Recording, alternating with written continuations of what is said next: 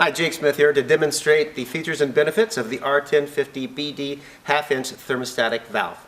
Now the R1050Bd was developed so that we would actually have fewer handles on the wall but still offer the same amount of functions.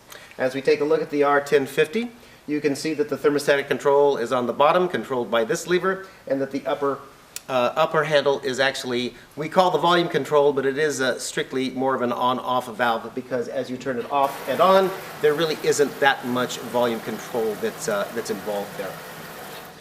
Talking about the function for the thermostatic control, you can see as you move counterclockwise, this is actually all the way hot, and as you move around clockwise, this is actually all the way cold.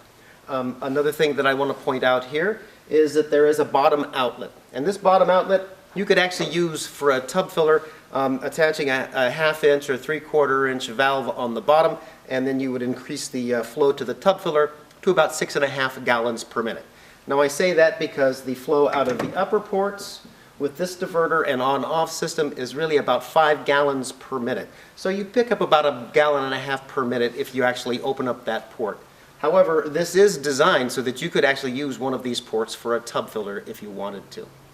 So let's go around the horn here, as we say, and demonstrate what the on-off features are of the valve. At the 6 o'clock portion that you see right here, this is off. As we move around to about 10:30, that opens up the upper port, and we have control over that, what would be the upper shower head. As we cycle around to about 8:30, this is the off position, and then we go around to about 6 o'clock. That is the on position, and that's actually the 9 o'clock port that you see here, which can go to a tub filler, hand spray, or body sprays. And then we can cycle away all the way around to about 3:30, which is off again, and then cycle up to about 1:30, and at 1:30, that 3 o'clock port opens up, and you still have the same amount of options, hand spray and so forth, if that's what you're going to.